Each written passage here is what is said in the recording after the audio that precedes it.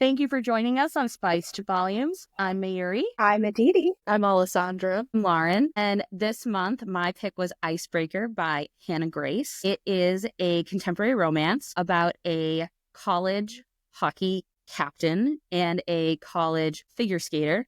And they are forced, the hockey team and the figure skaters are forced to share a hockey rink. And at the beginning, they dislike each other and there's conflicts, and then a romance blossoms from there. I'm not really a contemporary romance reader. I'm more romantasy or fantasy. I picked this book because my family loves hockey and I am my family's biggest disappointment that I like basketball instead. And I have seen it all over Instagram or TikTok or whatever. I've seen it recommended a few times. So I thought, hey, why not, give it a shot. I was pleasantly surprised. I thought that it would be a little more shallow than it was. I enjoyed that it talked about mental health and going to therapy. That surprised me in a good way. I really liked that aspect of it. There's a couple trigger warnings for that. They discuss eating disorders, but I thought that they handled it very well. Really appreciated their approach on it. The romance was really fun, and the friendships, both the female friendships, the male friendships, I enjoyed all of that. I think my overall rating would be a 7 out of 10. Mayuri, what were your thoughts? My overall rating would also be a 7 out of 10. The one thing that I actually love that this book does really well that I sometimes feel like college romances don't really highlight is like consent and how important it is. Mm. And that is something that I think is nice in such a popular contemporary romance, because I feel like the more younger people read that conversations around consent happen and are important, the more it becomes the norm. Aditi? Yeah, I give it like a 7 as well. 7 out of 10. I think what Lauren was saying about like disordered eating, I feel like you don't really see that like represented a lot, and especially like a contemporary romance. So that was like pretty cool to see. And it was just like a fun little goofy romance otherwise. I had some gripes about UC Maple Hill. Because you're from there. Because I'm from Southern California. We can get into that later. Yeah. Okay, so from this point on, there's going to be full spoilers for the book. We'll be going in detail about the plot, the characters, how it ends, everything to do with the book. So if you don't want to learn any of that, you can always come back after you've read the book. There are a lot of characters in this book, and each character has a lot of names. It's one of those things that, so when I first read this book last year, I remember reading it and I remember being annoyed about how many names Anastasia Allen, the main character, goes by. She goes by Stassi, Allen, whatever. There's a lot of names.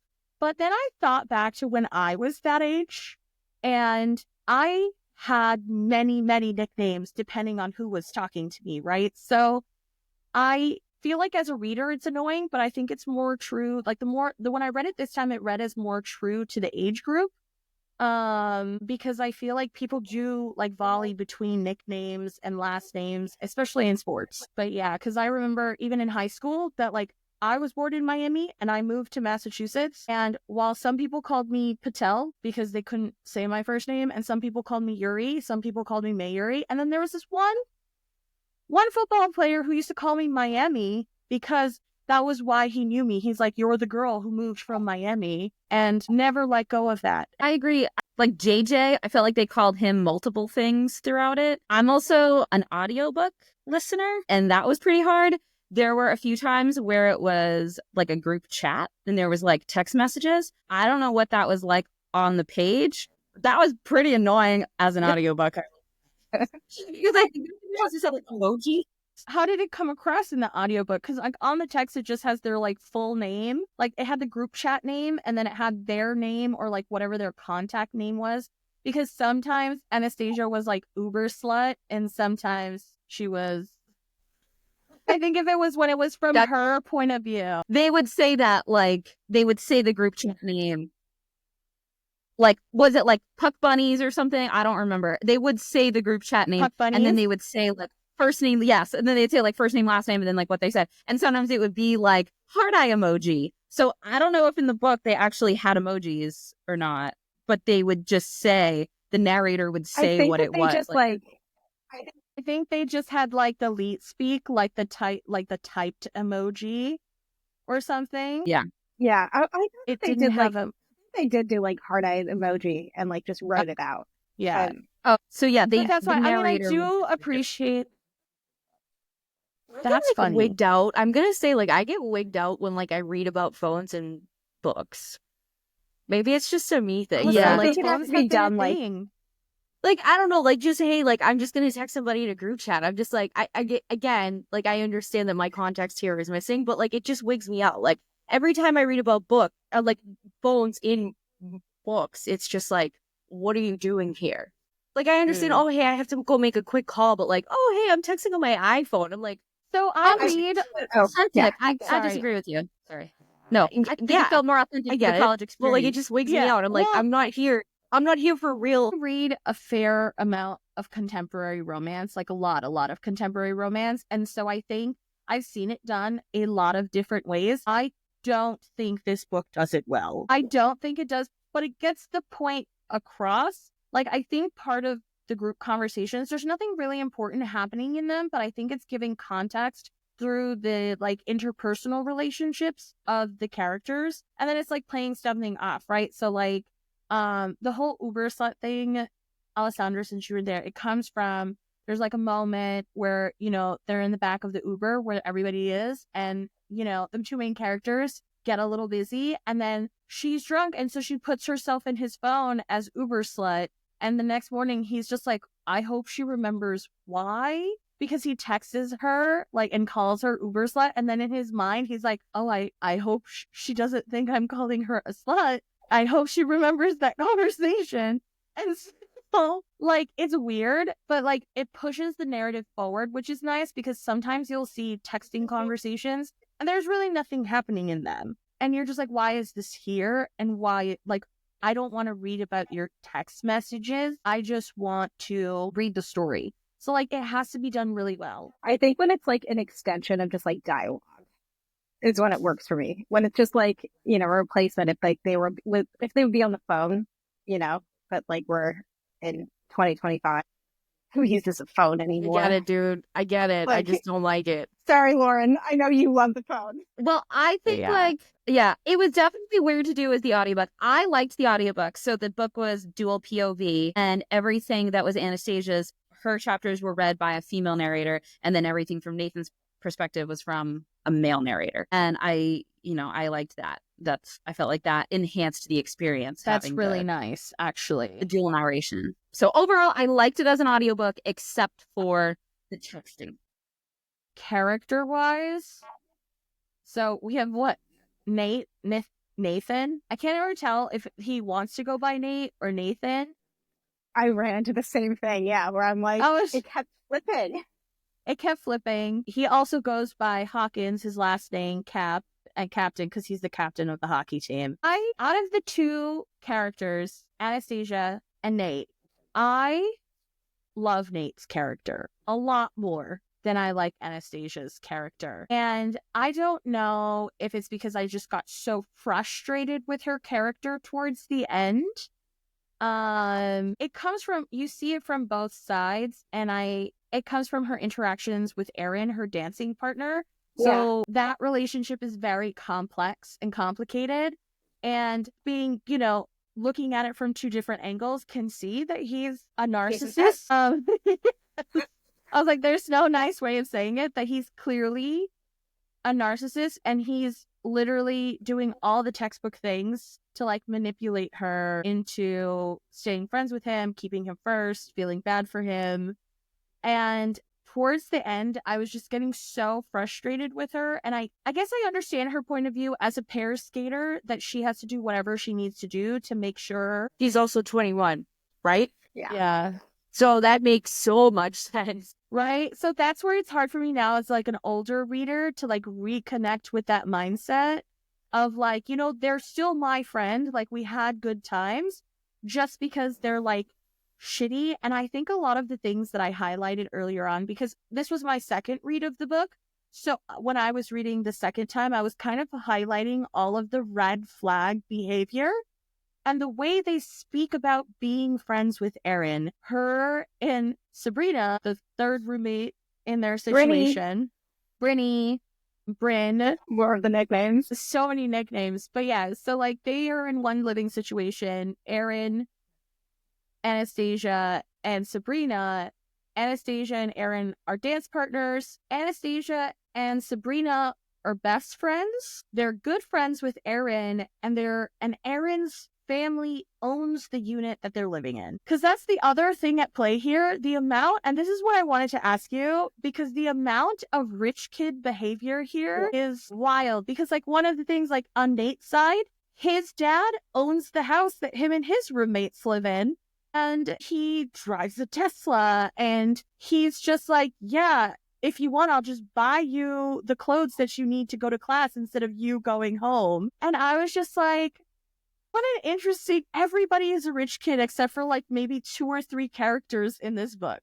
Like even towards the end when they finally are fed up with all of Erin's shit, and Sabrina just calls her Bubba, and she was like, we can't live here anymore. We need a new place to live. Okay, thanks. And she's just like, my dad's going to take care of it. One of my 7 brothers is going to come and look at buildings, like apartments with us, and we'll just get an apartment and you and I will live there. And so is that like what place is like? To be fair, I know that with things like this, it's like you have to break away from like the realism of it. But yeah, how many rich kids can all be at the same? Hold up, though. UCLA is full of fucking rich kids.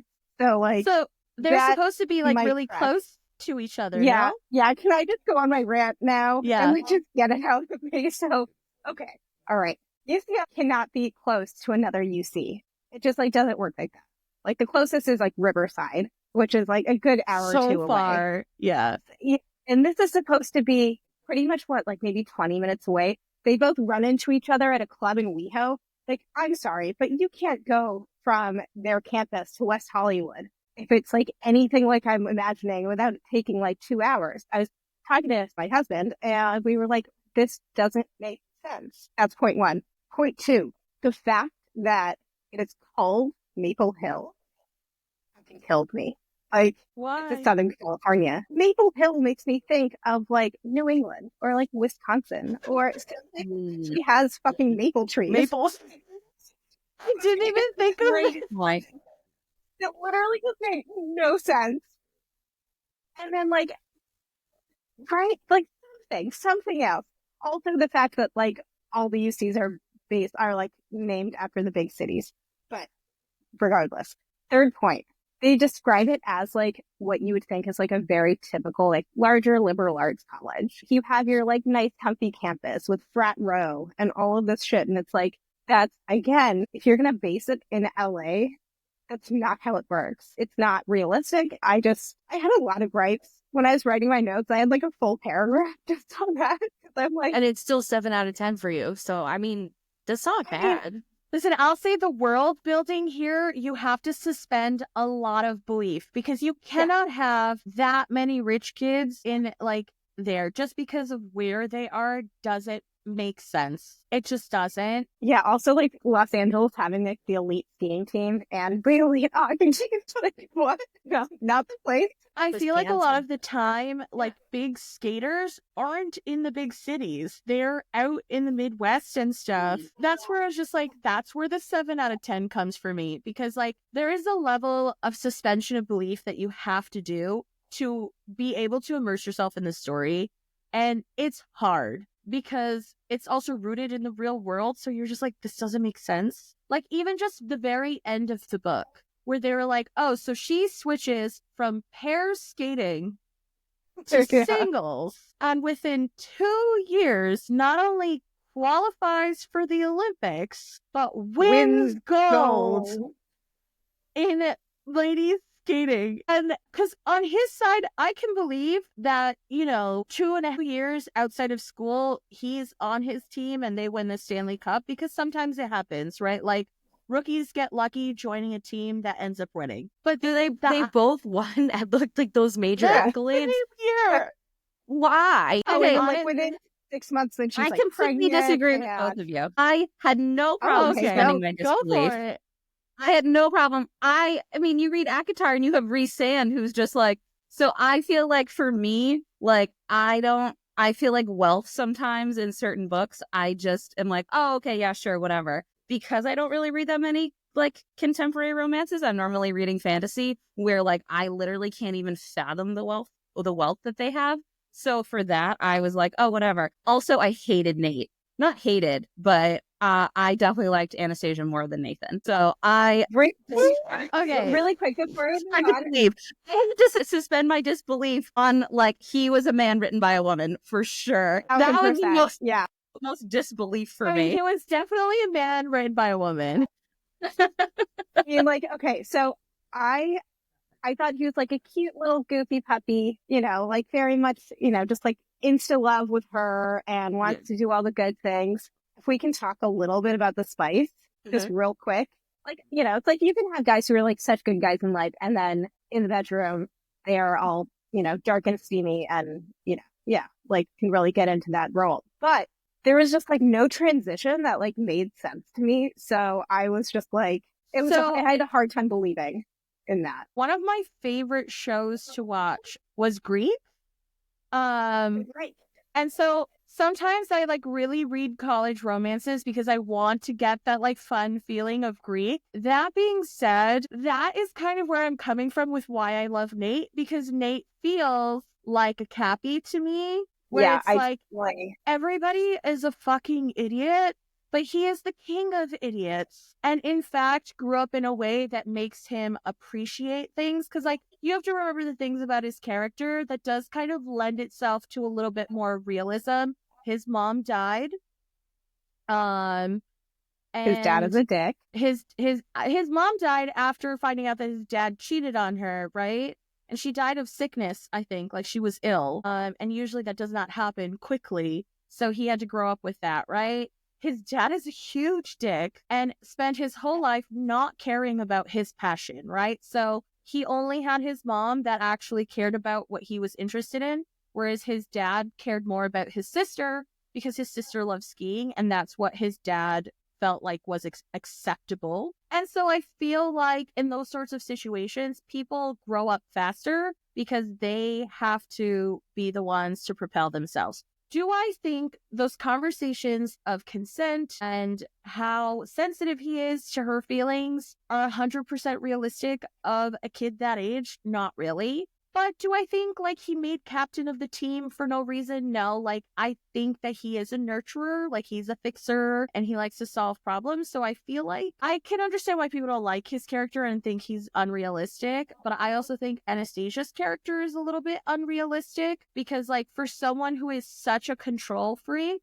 to just give up controls of what she's eating and her nutrition plan, when it has so much to do with the athletics of her sport, like her strength, her muscle mass, her energy levels, all derive from nutrition. And so for her to have just gone from having her mom take care of everything to now having this guy that she's only known this guy for 2 years, right? Like, yes, they're great friends and pairs partners and they trust each other implicitly. She's only known him for 2 years. So you're telling me that she just gave up complete control about her food? Because it also feels like he's the one who has fostered this her disordered eating and like her yeah, and her like body image issues. Yeah. And so for me to be like, you live with your bestie. So like I think about if I used to live with my best friend, and if our other roommate, our mutual friend,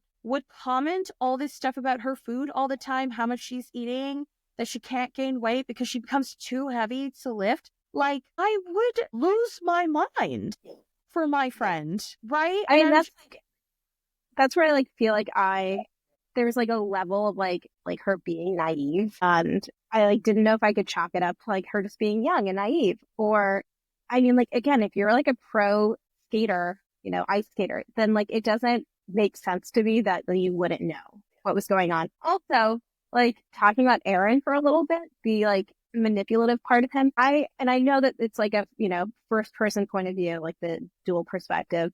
So we like can't really understand what his motives are that clearly.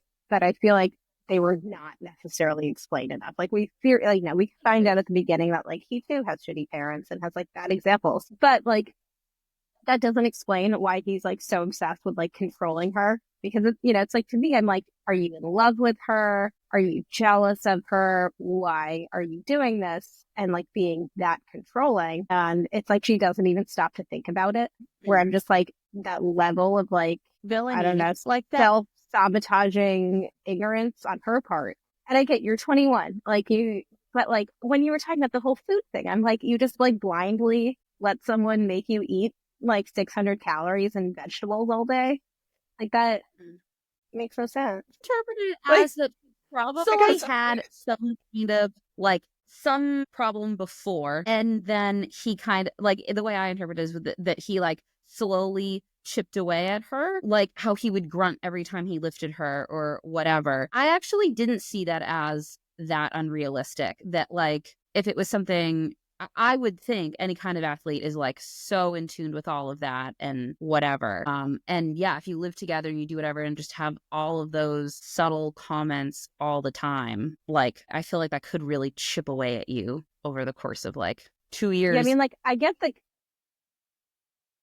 can get the like commentary and like how that can be like conditioning in a sense, because like, I mean, I've had similar experiences with like my own body image issues, and like you can tell the people who like really impact that and like commentary, whatever it is. But I feel like separating that from literally like if she's a pro athlete or she's like going into being a pro athlete, there was just like a disconnect for me in terms of like how you could not be paying attention to those things. And if you have a coach and you're supposed to be submitting meal plans, and I'm like, what the fuck is your coach doing? So that's the part that got me at the end, because when Nate mentions it to her, because Nate, at least they explain he's doing sports and nutrition. So like he is speaking from a place of knowledge. And I will say all of the stuff that he talks about nutrition is honestly so important for people to read. Like you have to eat carbs. Like you have to fuel your body. Not eating a lot is not going to help you. And in fact, makes you more susceptible to injury and issues, which was great. But when he tells her, why don't you go to your coach and ask her what she thinks? And her coach being like, this is insane that you're eating this much food. And then towards the end, you see in the text that her coach is the one who's managing her nutrition plan, right? Like making like reviewing it and stuff. And so that's where, and I also love the line where she doesn't throw Erin under the bus as the person who created that nutrition plan, because she just doesn't want to cause drama. And I feel like that narrative that people that is a narrative that women have, right? It will make my life so much harder to be truthful about this one thing completely. So I'll be semi-truthful so that the issue gets dealt with, but I'm not going to try and make my life harder down the line, as opposed to exposing that person.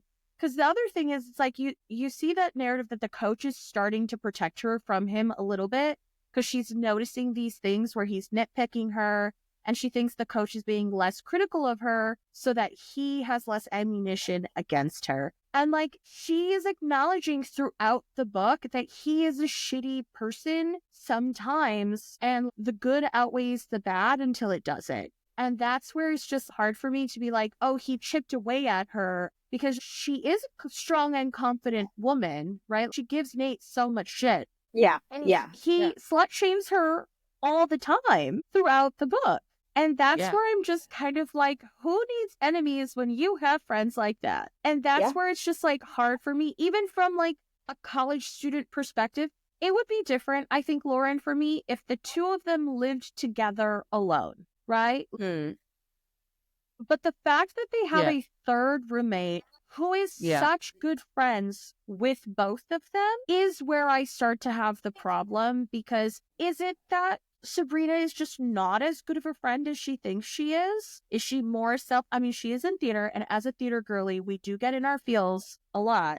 But like, is it saying that she's too self-involved to notice these things happening? Or has she also broken down and thought that it was normal, when she clearly doesn't think it's normal? Why do I think that? I thought at some point she was like, I just never wanted to say something because she you know, it's like she saw the dynamic that they had, that like, you know, they're in this partnership, like doesn't want to necessarily like butt in where she's not wanted.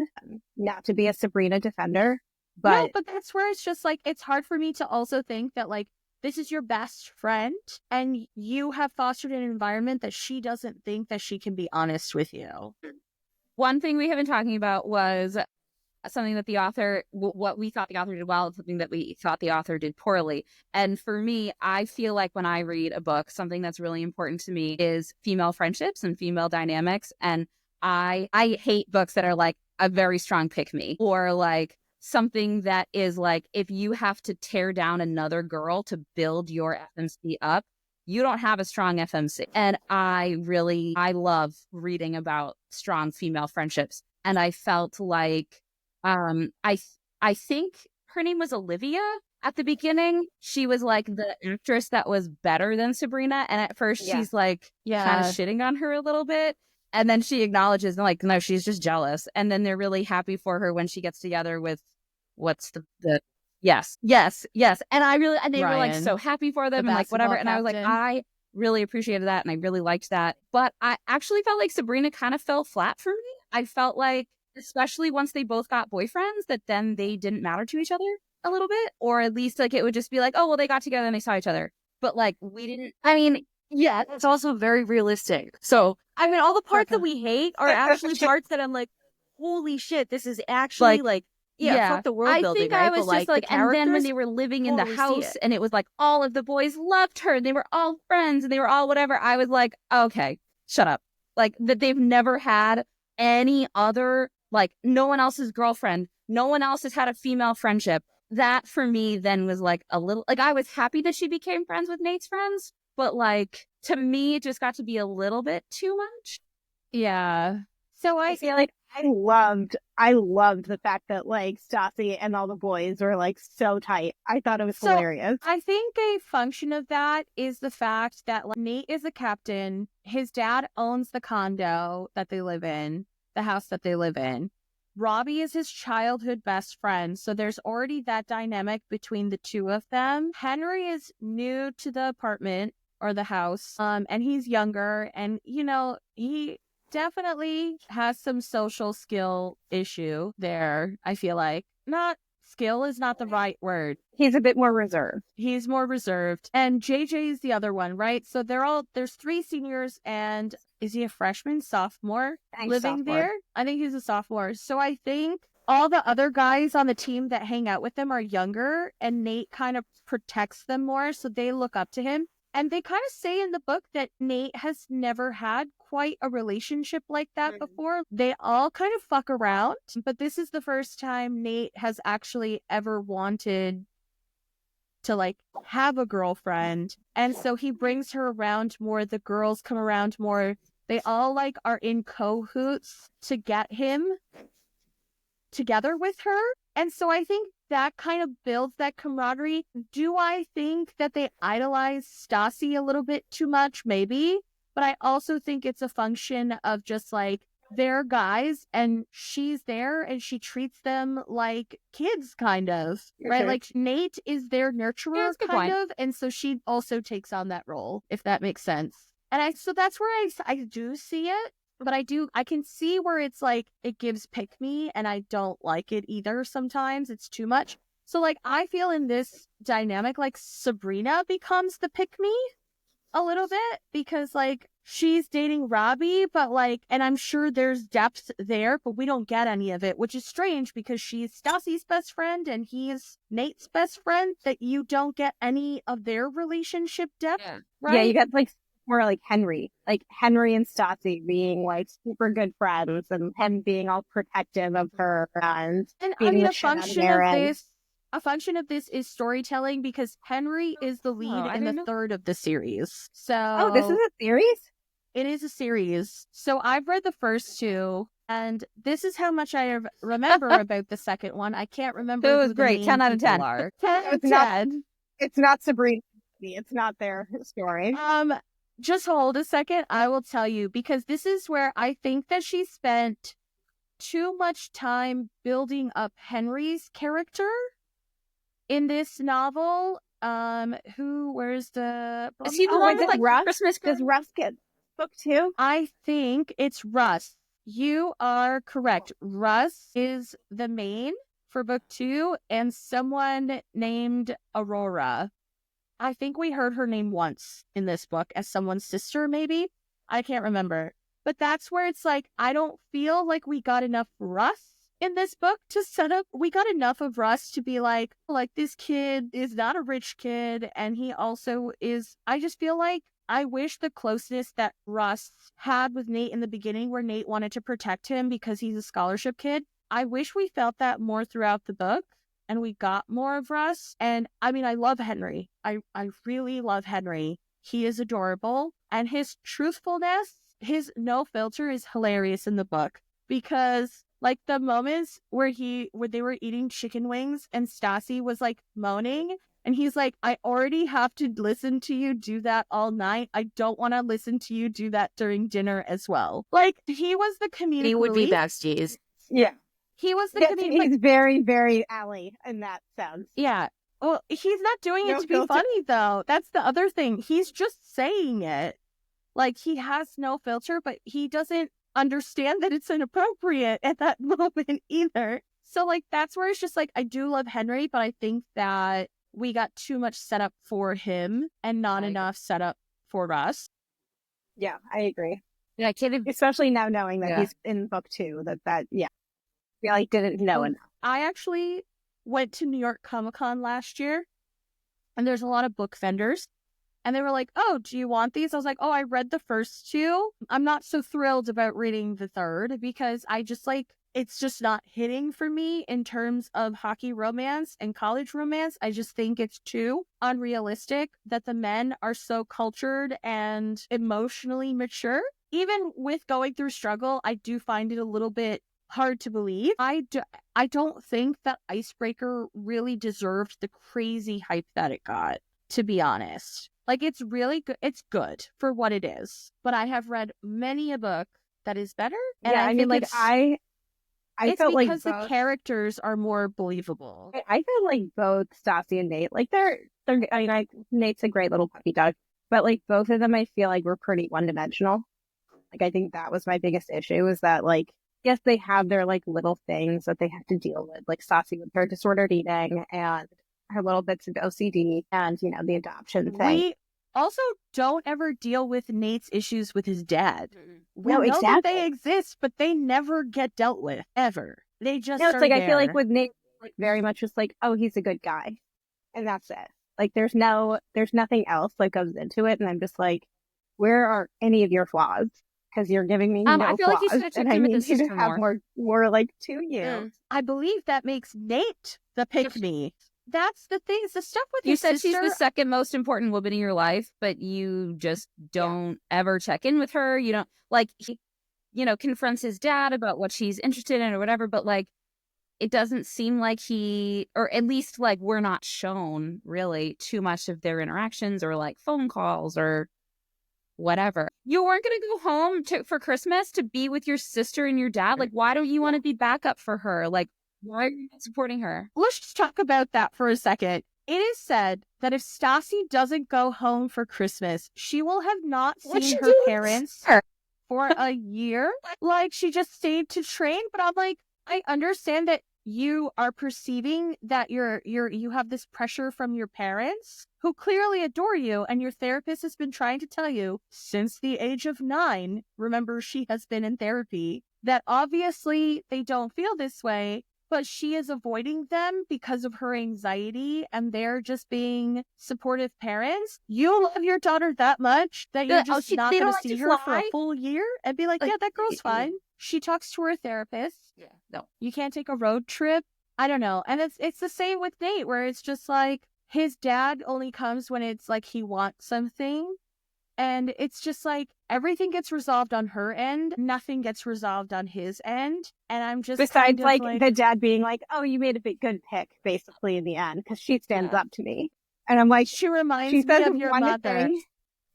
Or well, he says that, and then he realizes that his dad hates himself just as much as everybody else hates him. And I'm just kind of like, that doesn't absolve him.